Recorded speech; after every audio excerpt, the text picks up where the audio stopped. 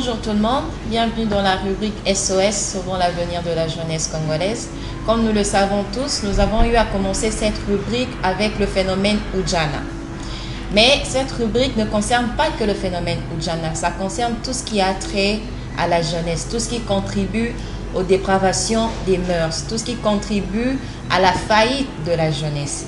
Et aujourd'hui, je nous ramène un nouveau sujet qui est l'impact de la politique sur la jeunesse congolaise.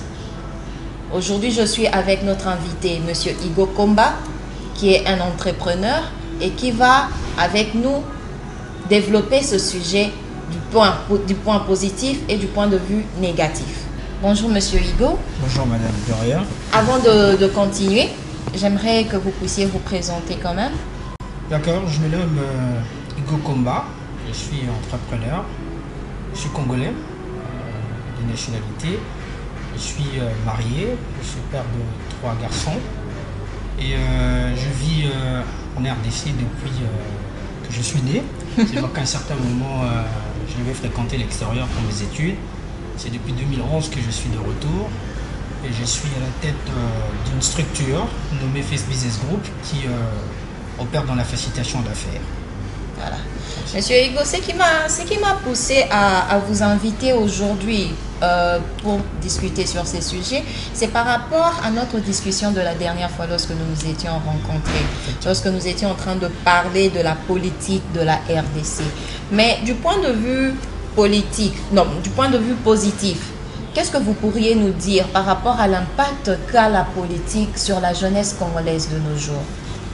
Bon, en tout cas, je dirais à mon avis qu'à ces jours, il est difficile de parler de l'aspect positif qu'incarne la politique en RDC. Je fais recours à des éventuels que connaît notre pays.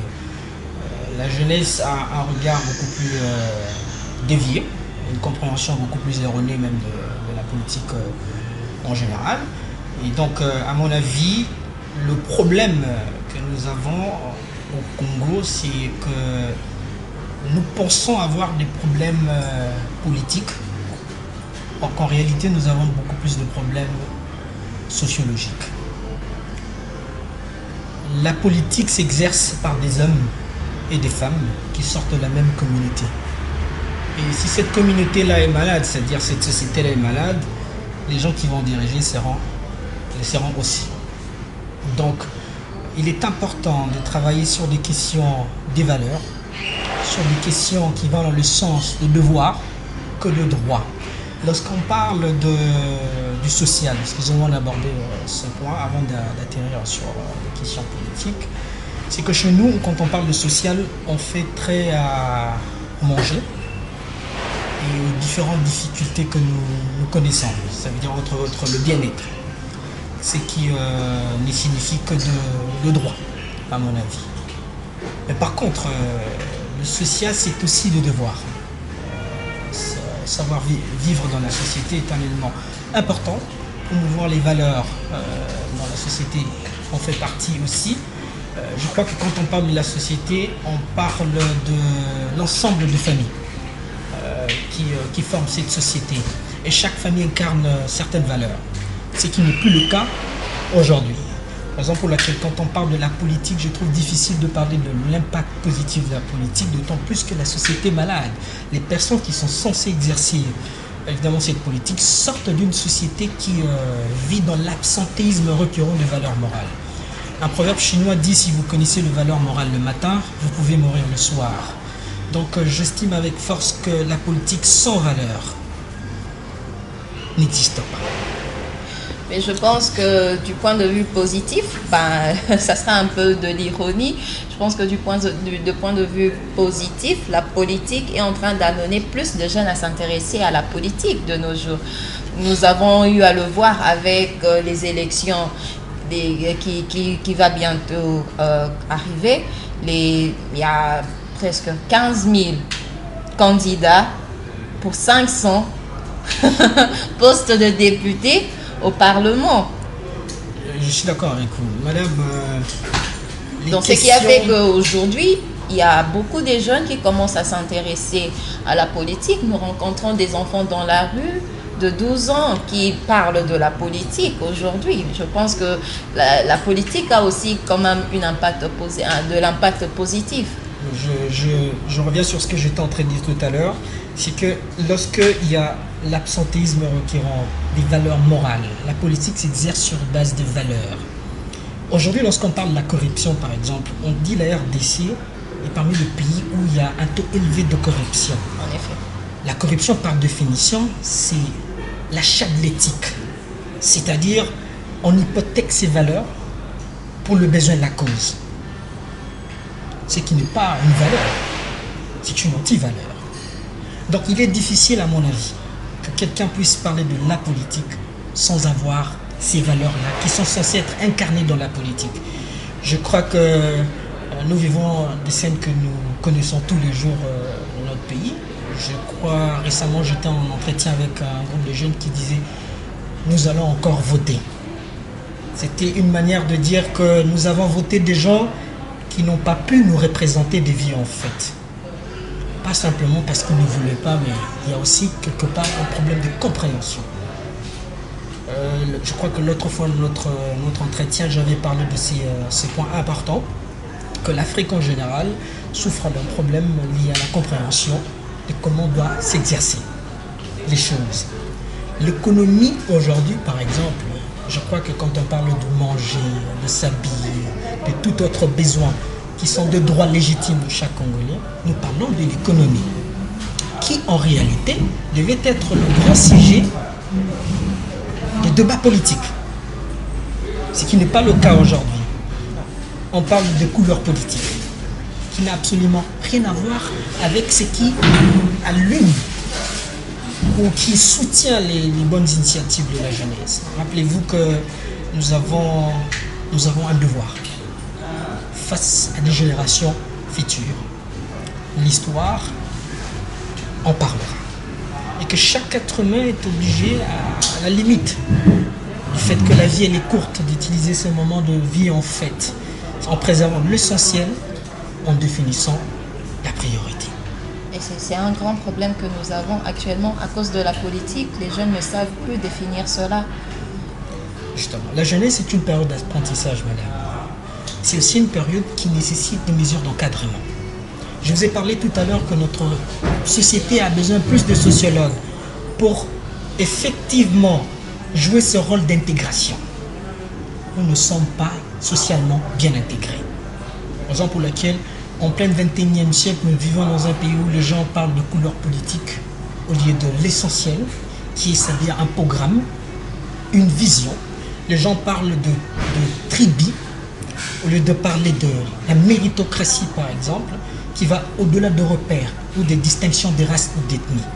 C'est-à-dire que tout cela explique tout simplement qu'il y a un élément essentiel qui manque, qui devait en réalité faire l'objet de nos débats, ce sont les valeurs.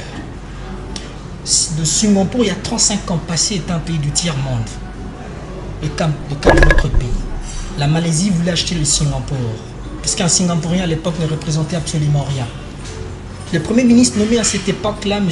Lee, quand il arrive au pouvoir, il commence par premièrement vulgariser les lois fondamentales de la République. C'est-à-dire, il dit par exemple, vous jetez votre chewing-gum dans la rue, vous payez 500 $ à l'État comme au monde et vous frappe en public. Vous abusez d'une femme sexuellement, peine capitale. On vous attrape dans un dossier de corruption. On vous retranche votre numéro matricule, c'est-à-dire le numéro qui vous autorise de travailler. Et vous faites la prison. Ces lois sont vulgarisées en telle enseigne que quand un expatrié ou un étranger arrive à Singapour, la première des choses, c'est qu'on le conduit là où est affiché ces lois-là. On lui demande de lire. S'il n'est pas en mesure de lire, on lui apprend. Et si cette personne-là dit qu'il ne comprend pas, on amène une autre personne pour l'aider à comprendre. Et s'il ne comprend pas toujours, on cachette sur son passeport et il rentre d'où il vient. Ces mesures ont fait du Singapour aujourd'hui a first world nation, c'est-à-dire la première nation du monde. C'est possible, il faut savoir définir nos priorités. quelles sont nos priorités tant que nation? La RDC occupe une position géographique stratégique dans la région. Il n'y a pas longtemps que quelques mois, j'étais en Angola, j'ai échangé avec la jeunesse angolaise qui m'a laissé entendre que nous croyons énormément à la RDC, d'autant plus que la RDC est un hub du marché régional. La RDC égorge 80 millions d'habitants, un potentiel énorme en matière d'affaires. Ce sont des points, par exemple, qui ne sont pas connus. Donc la jeunesse doit s'intéresser. Il y a quelques mois, je dirais à peu près une année et demie, j'étais à Jakarta pour discuter sur la question du réchauffement climatique, sur les tourbières. Je suis rentré en RDC et jusqu'à aujourd'hui, la question de tourbières n'est pas connue. Or, la RDC a 145 500 km² de tourbières. Une partie organique, ça veut dire une terre qui absorbe toute la pollution mondiale. Il y a à peu près 30 gigatonnes de carbone, ce qui représente cette biodiversité. Il y a le pétrole, il y a le carbone, il y a tout. Mais que fait le média pour sensibiliser les populations autour de ces questions? Donc vous rendez compte avec moi que nous, à chaque fois qu'on aborde des sujets, nous nous éloignons de l'essentiel. Les choses qui devaient être au centre de nos débats ne le sont pas. Nous sommes encore sur des questions qui n'ont absolument rien à voir avec la RDC. Nos minéraux, le prochain président de la RDC, madame, nos minéraux sont allés plus loin que nous-mêmes. Ouais. Parce que quand le coltan, les tantalités, quittent notre pays, ça revient sous forme de téléphone. Et nous qui sommes censés gérer, nous sommes des gestionnaires de cette terre. Nous sommes restés totalement en arrière. Nous n'évoluons pas. Aujourd'hui, en RDC, j'entends encore le théâtre politique, majorité, opposition. Il faut se demander à la fin ce qu'on veut. En parlant de ça, ça me fait revenir à une publication que j'ai eu à faire tout à l'heure concernant les partis politiques. Nous voyons ailleurs, nous avons soit la gauche, soit la droite, nous avons soit les républicains, les démocrates, il y a aussi les centralistes et tout. Mais en RDC, nous avons plus de 500 partis politiques. C'est vrai, quand j'ai posté en ligne, il y a quelqu'un qui a eu à commenter en disant que c'est la Constitution. La Constitution permet à quiconque voulant avoir un parti politique, il était libre d'en avoir. On ne peut pas commencer non plus à interdire les gens de créer les partis politiques. Mais est-ce que ça en vaut la peine qu'on se retrouve avec plus de 500 partis politiques, d'où à la fin, lorsqu'il y a des élections, on se retrouve avec plus de 30 présidents, 30 candidats pour un seul poste de présidence? Je reprendrai dans ces sens, madame, c'est que notre pays a, et je parlerai principalement de la jeunesse, qui est cette force vive de la société, qui est l'espoir et l'avenir du pays. Le monde s'est divisé sous l'angle idéologique. Mais actuellement, le monde s'est divisé sous l'angle économique. Les questions essentielles du monde sont autour des questions économiques. Ça vient le bien-être de tout un chacun.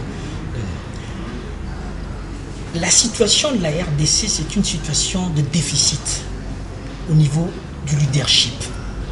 Il n'y a pas de repère, il n'y a pas de référence, il n'y a pas d'itinéraire. Et la jeunesse se laisse entraîner à tout cela. Voilà pourquoi on se demande aujourd'hui à qui l'avenir de peuple.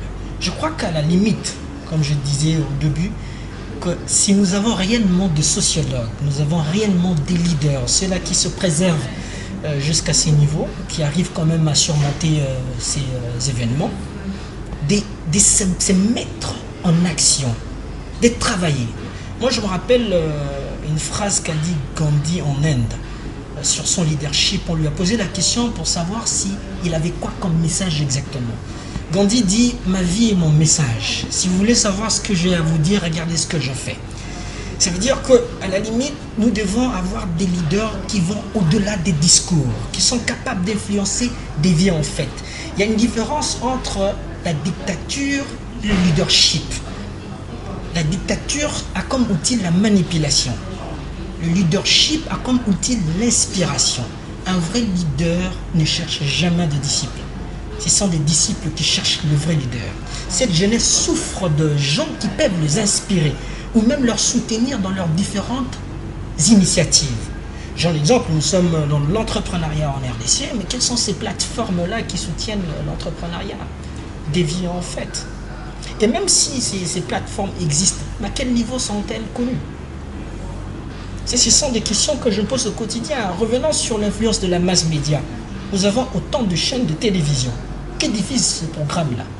Qu'est-ce que l'homme congolais consomme au quotidien à travers le média? Ce sont des questions fondamentales que les gens doivent se poser au quotidien. Raison pour laquelle aujourd'hui, moi, ça ne m'étonne pas le résultat que nous avons. Puisque nous avons réuni tous les moyens pour se retrouver dans cette difficulté. Alors c'est à nous de nous émanciper, de prendre une décision, de passer à l'action. Ça veut dire ce qui va au-delà du discours. Alors lorsque nous prenons le cas, par exemple, aujourd'hui, si nous allons en parler du point de vue négatif, de l'impact de la politique sur la jeunesse, lorsque nous voyons ce que les hommes politiques font de nos jours, je vais donner un exemple plus pratique. Quelqu'un qui a été député, ça fait plus de 10 ans, et après ça peut-être un autre qui a été ministre, mais avec les élections qui approchent, il a eu à postuler étant candidat, donc tu quittes de ministre, mais juste parce que tu veux toujours rester dans l'autonomie d'avoir ce pouvoir-là, tu reviens encore pour mettre les bâtons dans les roues entre les jeunes qui veulent ramener du changement. Et nous nous retrouvons maintenant avec une bande des jeunes qui ont postulé en se référant à ceux qui étaient là avant. Ils étaient là pour de l'argent, ils se sont fait de l'argent, et donc aujourd'hui, pour avoir de l'argent, pour se retrouver en RDC, il faut carrément faire de la politique. Et nous nous retrouvons avec des hommes politiques qui conduisent le pays dans la faillite, et ça nuit à l'éducation. Ça ramène une grande dépravation. Exactement. Madame, la politique s'exerce, il faudra des moyens. Je crois que c'est une liberté que la Constitution, est un droit que la Constitution donne à tout un chacun de choisir ce qu'il veut devenir. Un ministre qui peut devenir député, un député peut devenir ministre, un étudiant peut devenir député. Je crois que c'est un droit légitime. Maintenant, s'il faut parler de l'essentiel, je parlerai beaucoup plus des valeurs morales. On est ministre, c'est-à-dire on a des devoirs à accomplir. On n'a pas que de droits. Alors, à partir du moment où cet élément n'est pas compris, ça veut dire que nous vivons dans l'inverse des donnes. C'est dans la schizophrénie, où les gens oublient les devoirs, mais se préoccupent beaucoup plus de droits. Ce phénomène existe tout simplement parce que, comme je vous ai dit tout à l'heure, notre communauté est malade, notre société est sérieusement malade. Le Singapour était dans la même situation que nous. Mais il y a un leader qui est arrivé, d'accord, avec une très bonne compréhension du mobile qui entraînait la rupture et a apporté des solutions. Une meilleure compréhension d'où viennent ces problèmes, je crois que c'est un élément qui va nous permettre d'avancer. Ce sont des questions que nos politiciens, malheureusement, ne se posent pas comme question.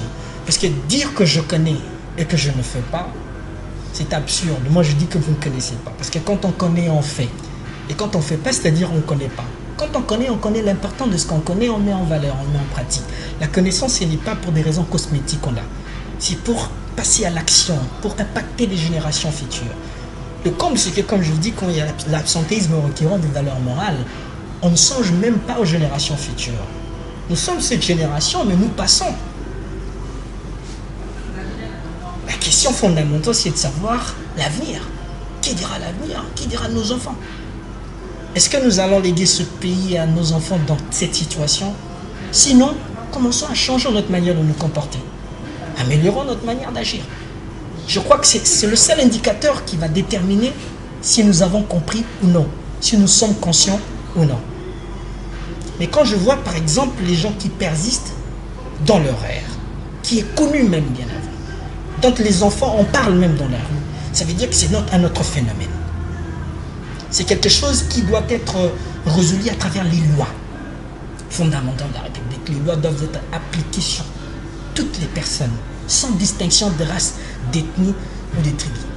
Le leadership, c'est aussi être une référence, un exemple pour les autres. Monsieur Lee, dont je vous parle, qui était le premier ministre de Singapour, qui est devenu pratiquement le père de la nation, a commencé par respecter ces lois-là d'abord.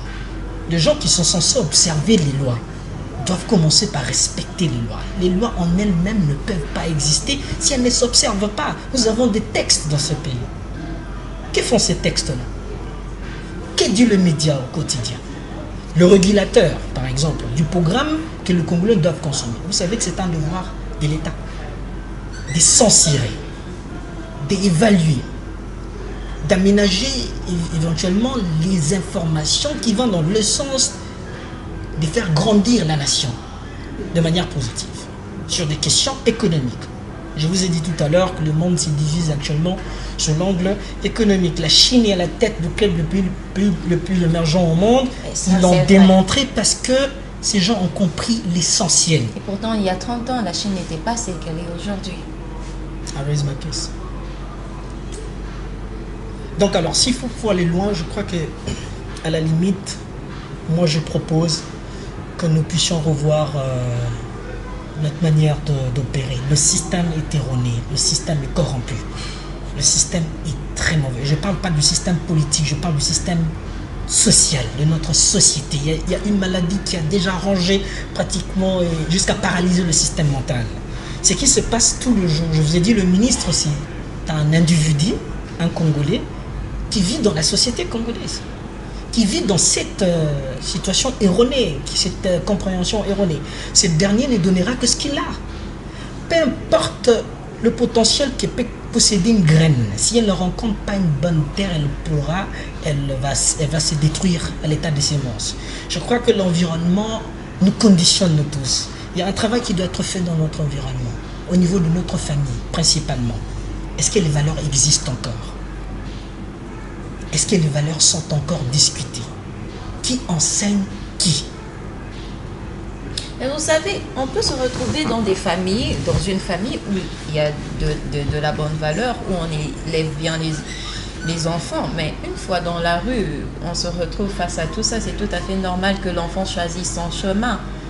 Aujourd'hui, c'est pas à un père d'exiger à son enfant d'aller postuler, sachant que l'enfant lui-même se dit que je suis incapable de prendre ses responsabilités parce que je ne ferai rien. Mais vu qu'on a besoin d'argent, vu qu'aujourd'hui, pour se faire de l'argent en RDC, il faut impérativement faire de la politique, ben, l'enfant ira le faire. Ça n'a rien à voir peut-être avec la valeur sociale. Justement, c'est ce que je dis, c'est une compréhension erronée parce que je voudrais bien savoir la politique dont on fait allusion, distribue de l'argent et d'où vient cet argent. Si ce n'est que des opérateurs économiques, madame. Je me pose la question pourquoi un Libanais ou un Indien ne veut pas quitter le Congo. Peu importe le potentiel qui peut posséder une graine. Si cette graine ne rencontre pas une bonne terre, elle va pourrir à l'état de sémence. C'est-à-dire, c'est un travail qui doit se faire de manière collective. Il faut un engagement citoyen. Il faut une volonté. Là, quand je parle par exemple de la RDC, moi je parle de la RDC parce que c'est la sueur de mon cœur. Je n'ai pas d'autre pays à part la RDC.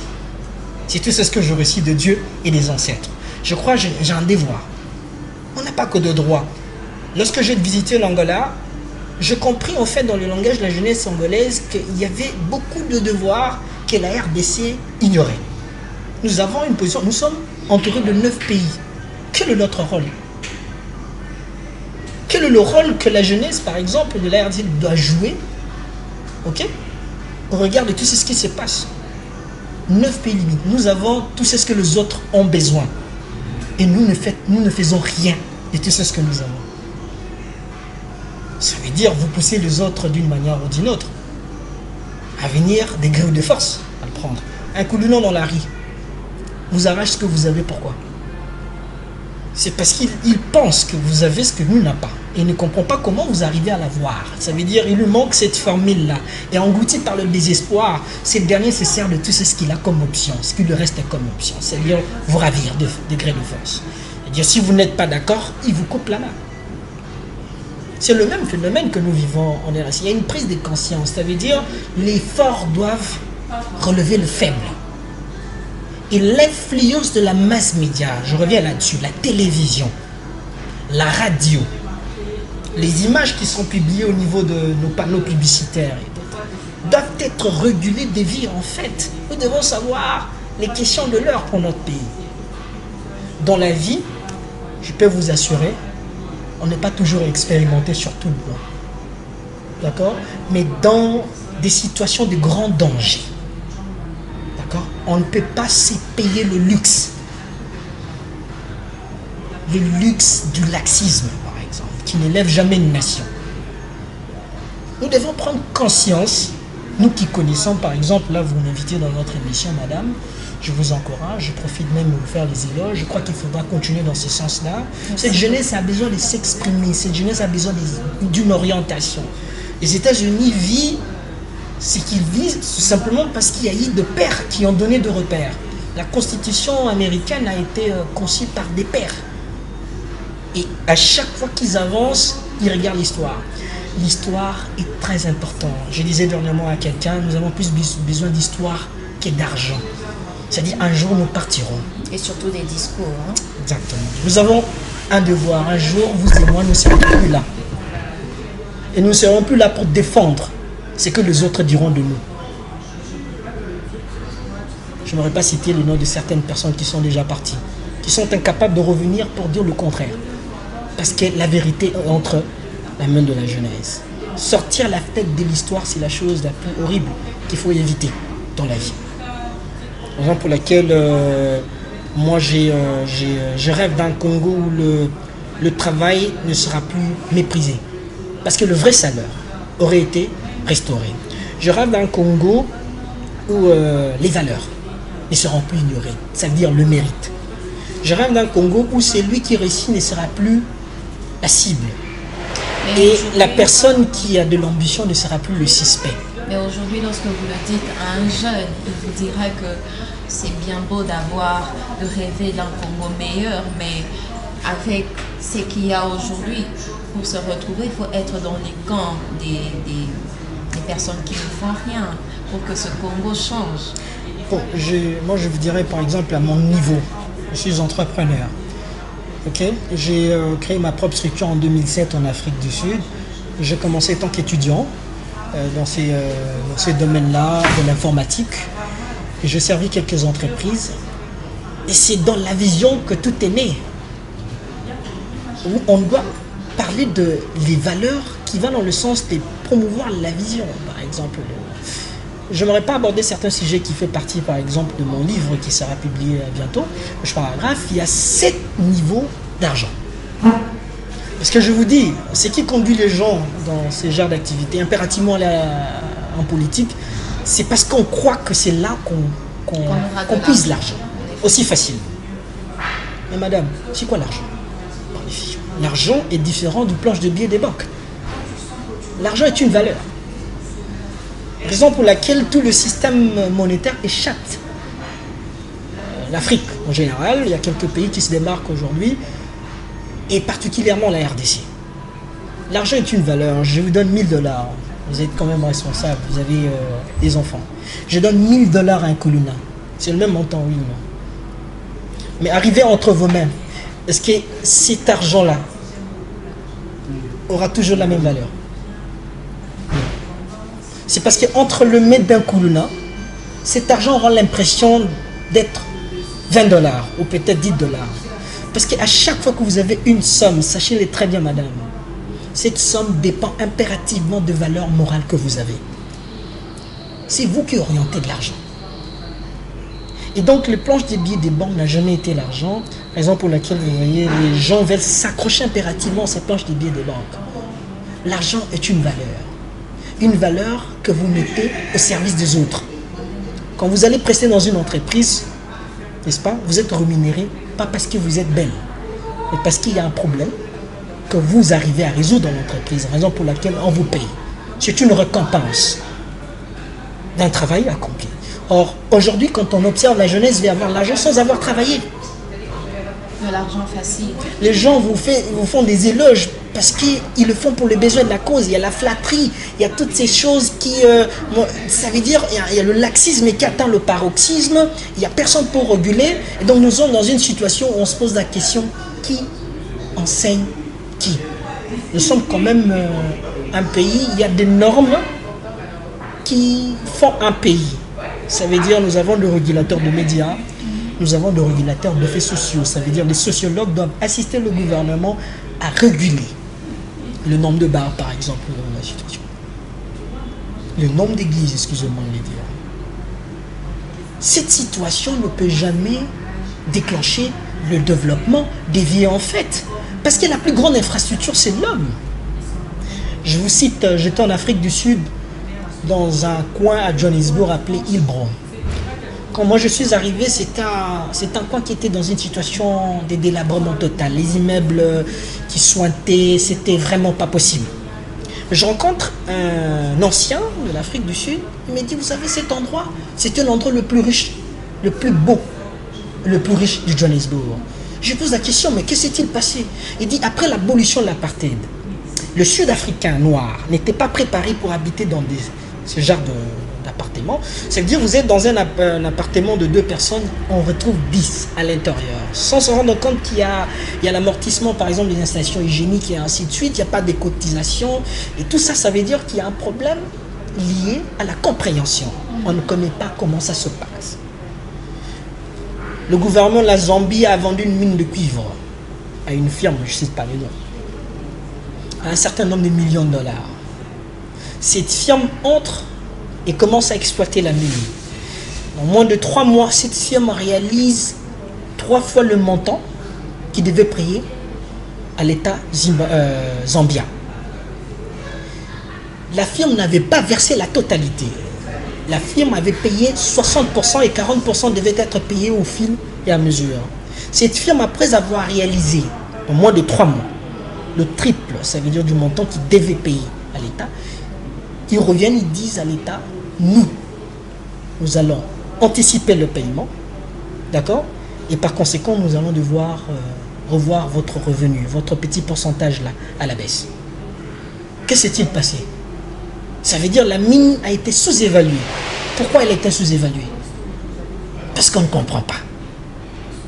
Parce que si on comprenait, je ne vois en tout cas aucune logique qui nous pousserait à liquider une mine sous-évaluée.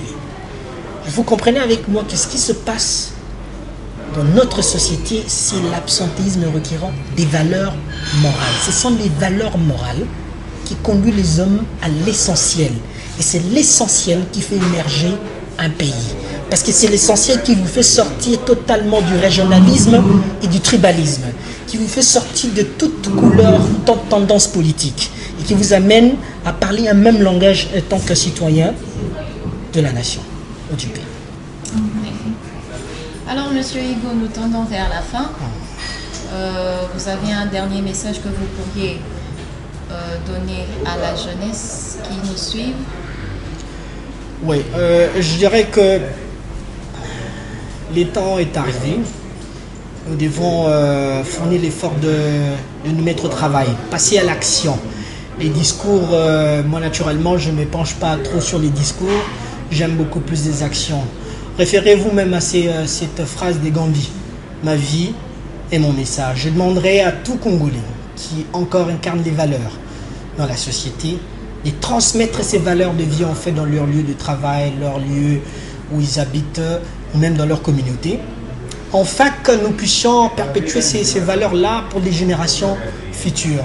Parce que dans des situations de grand danger que nous traversons actuellement dans notre pays, je crois qu'on ne peut pas se payer les leaks de la naïveté ou de sentimentalité mêlée de naïveté. Il est temps de se réveiller, de parler. Nous ne sommes pas des auteurs, nous ne sommes pas des robots.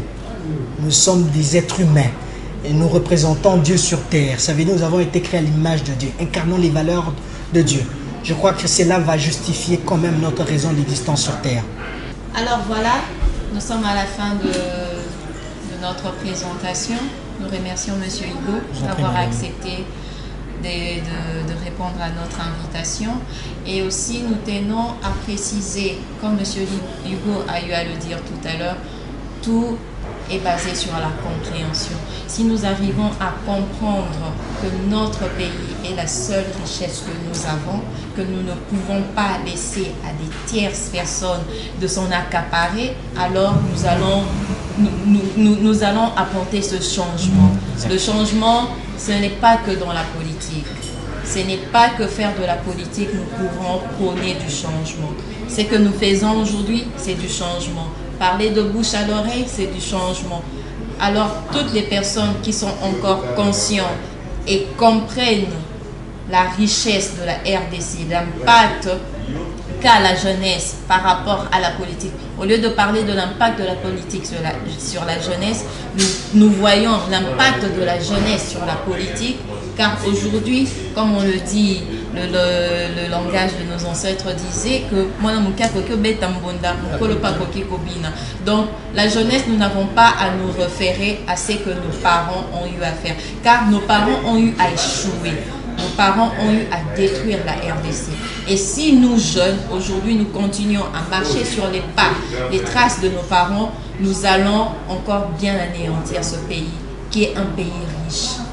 Alors, nous en appelons à la conscience de tout un chacun de se réveiller et de comprendre enfin la richesse que nous avons entre nos mains.